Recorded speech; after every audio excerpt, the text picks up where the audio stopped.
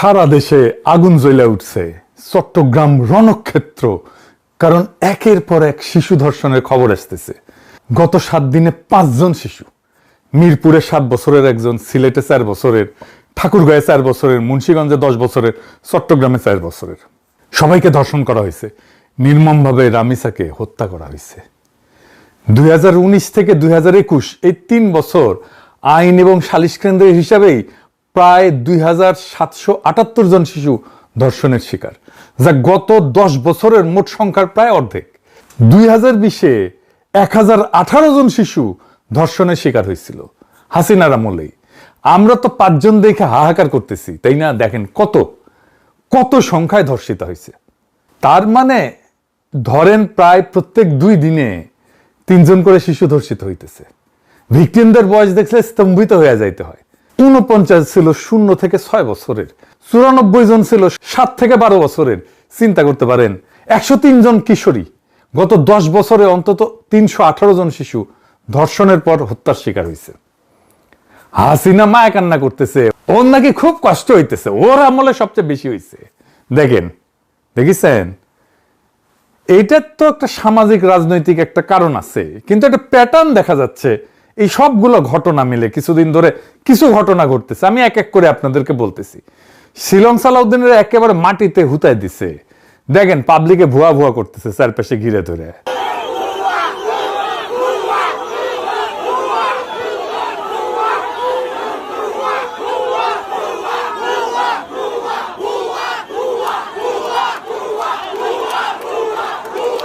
দেখেছেন, একজন স্বরাষ্ট্রমন্ত্রী যে 3 মাস আগে দায়িত্ব নিছে, যে কিনা ডিফ্যাক্টো প্রাইম মিনিস্টার, যে কিনা একজন বিশিষ্ট ইন্ডিয়ান মাল, তারই অবস্থা কেন? শুধু তাই না, গত পরশু মিরপুর বস্তি উচ্ছেদ করতে গিয়ে পুলিশ যে দাবরানি খেয়েছে তা অবিশ্বাস্য। ঊর্ধ্বশ্বাসে দৌড়াইতেছে পুলিশ আর পাবলিকে পিটাইতেছে।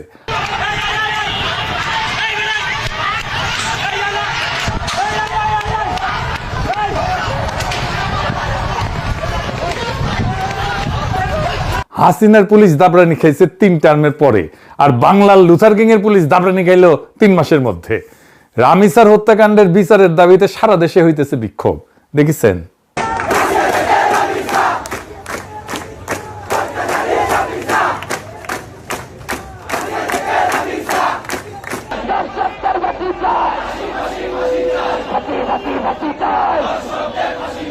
তারা স্লোগান দিয়ে কিন্তু তারা এখানে অবস্থান করছে। তাদের দাবি, তারা দ্রুত রামিসা হত্যার বিচার চাই। কারণ হচ্ছে এই ধরনের হত্যাকাণ্ড, এই ধরনের পাশবিক ধর্ষণের পর হত্যাকাণ্ড, এই ধরনের ঘটনার যদি দ্রুত বিচার না হয়, তাহলে এই ধরনের ঘটনা সারা দেশব্যাপী বিভিন্ন সময় বিভিন্ন জায়গায় ঘটতে থাকবে। যার কারণে তারা এই ঘটনার সুষ্ঠু তদন্ত করে এবং দ্রুত বিচার চায়। এর মধ্যে বাইট স্কুলের ছাত্ররা রণক্ষেত্র বানাইলো। দেখেন, চেয়ারম্যান অপমান করেছে এক ছাত্রীকে, সে ছাত্রী আত্মহত্যা করেছে। দেখেছেন কি অবস্থা করেছে চেয়ারম্যানের। রাইট স্কুলের চেয়ারম্যানের অবস্থা আপনারা দেখতে পাচ্ছেন। উদ্ধার করতে গেলে ব্রাইট স্কুলের চেয়ারম্যানকে শিক্ষার্থী অভিভাবকরা এভাবে মারধর করেন এবং পুলিশ উদ্ধার করতে গিয়ে হিমশিম খান। চট্টগ্রামে কিন্তু কোনো রাজনৈতিক দল নামে নাই, নামছে সাধারণ মানুষ। আমি খোঁজ নিয়ে জানছি, লীগের পোলাপান কিছু ঢুকিছিল এই চান্সে, ওরা তো চান্স নিবেই। কইছিলাম বিএনপি রে যা আসেন ডলা দিয়া ওগরে ওগরে আপার কাছে পেটে দিই না, তখন ওদের ভোট লাগবি, ভোট এখন খাও মারা। এই শিলং সালাউদ্দিনের সব হ্যাডম ফুস করে নিবে গেল। দেখেছেন, এরপর উই আর মন্ত্রণালয় চালাবার পারবি। সে স্টেডিয়ামে যায়, ভুয়া ভুয়া স্লোগান উঠে। সে ভিকটিমের বাসায় যায়, ভুয়া ভুয়া স্লোগান উঠে। তার পুলিশ খায় দাবরানি, উই শেষ। রাস্তায় আজ থেকে শিলং সালাউদ্দিনের পদত্যাগের দাবি শোনা যাবে। আমি কয়ে দিলাম, দেখেন আজকে থেকে শুনবার পারবেন। মানুষ উৎসাহ সহকারে সাপোর্ট দিবি।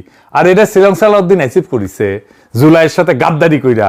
মানুষ হেভি বিলা হয়ে আছে ওর উপরে। ওকে পাইরা ফেলতে পারলে মানুষ মহামজা পাবি।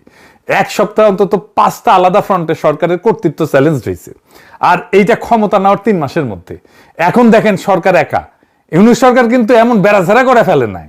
আমি কইতেছিলাম এই সরকার জনগণের সমর্থন হারাইতেছে দ্রুত, তার ভিজুয়াল সিগন্যাল পাইতেছেন এখন সবাই। দেখেছেন, বাংলার লুথার কিং দেশে ফিরে কইছিল নাগরিকের জন্য নিরাপদ জীবন নিশ্চিত করবে। এটা ছিল তার সেন্ট্রাল স্লোগান। এটা নিদারুণ ভাবে ব্যর্থ হয়েছে। যাই হোক, আমাদের শিশুদের জীবন কেমনে নিরাপদ রাখবো সেটা নিয়ে আলাপ করি। আমরা যদি ডেটা দেখি তাহলে দেখবো মাত্র 3.5% ধর্ষণ মামলা আদালত পর্যন্ত যায় এবং এর মধ্যে মাত্র 0.37% মামলায় শাস্তি হয়। 0.37, 1%ও না, 0.5%ও না। মানে প্রত্যেক 10,000 ধর্ষণে মাত্র 37 জন শাস্তি পায়। 10,000-এ 37 জন, বাকি 9,963 জন মুক্ত। অপরাধ করলে ধরা পড়বে না, আর ধরা পড়লে শাস্তি হবে না। এই জন্য রামিসার বাবা বলছে আমি বিচার চাই না, বিচার করেন নাই আপনারা। আমি কিছুই চাই না, আমি বিচার আপনারা করতে পারবেন না। আপনাদের এই ধরনের কোনো রেকর্ড নাই, আপনারা পারবেন না। আমার মেয়েও ফিরে আসবে না। আপনারা বিচার করতে পারবেন? পারবেন না। আপনারা কোনো এক্সাম্পল দাঁড়া করাতে পারবেন? পারবেন না। আমার থেকে স্টেম নেবেন, স্টেমে লিখিত নেবেন? পারবেন না। আপনারা পারবেন না, আপনারা পারবেন না। এটা বড় জীবন 15 দিন, এরপর আরেকটা বড় কোনো ঘটনা পড়বে, এটা ধাওয়া করে চলে যাবে, শেষ। শেষ এটা।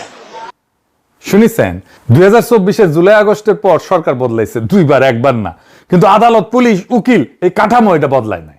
15 বছরের অবিচারের যে মেমোরি, যে স্মৃতি জনতার মনে আছে, অপরাধীর মনেও আছে। সেই জন্য রামিসার বাবা বলে আমি বিচার চাই না, আর যে অপরাধী সে অপরাধের পর অপরাধ করেই যায়। আমাদের বিচারের হার 100% করতে হবে।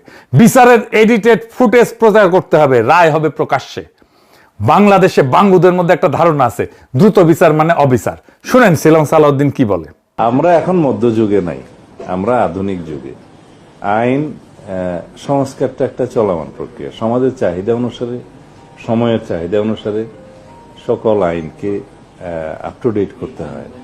আবার কিছু কিছু ক্ষেত্রে এটাও চিন্তা করতে হয় যে খুব সংক্ষিপ্ত বিচারের মাধ্যমে আবার অবিচার করা হচ্ছে কিনা।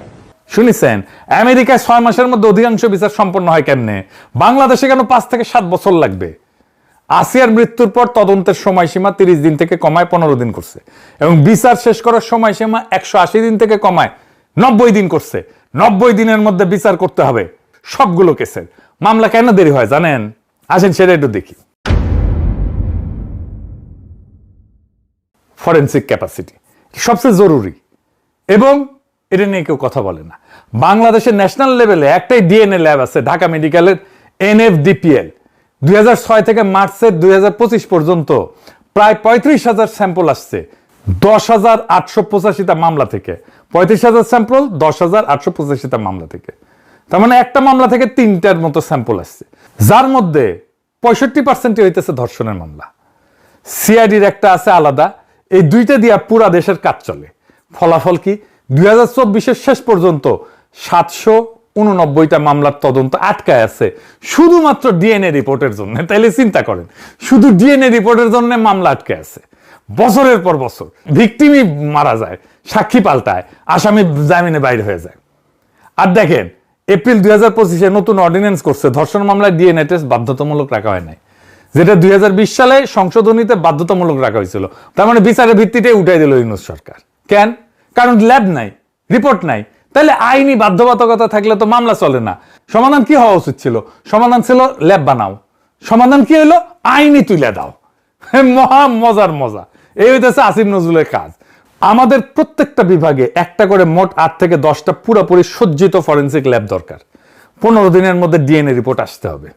আর কি করতে হবে? জাতীয় সেক্স অফেন্ডার রেজিস্ট্রি করতে হবে। যাদের শাস্তি পায়, যে সমস্ত অপরাধী, ওরা পাবলিক ডেটাবেজে ওদের নাম, ছবি, ঠিকানা, অপরাধের ধরন এগুলো সব থাকবে। স্কুলে চাকরি দিতে গেলে, মাদ্রাসায় হুজুর রাখতে গেলে, গৃহশিক্ষক রাখতে গেলে, বাসা ভাড়া দিতে গেলে, এতিমখানায় কেয়ারটেকার রাখতে গেলে, দারোয়ান রাখতে গেলে চেক করা যাবে।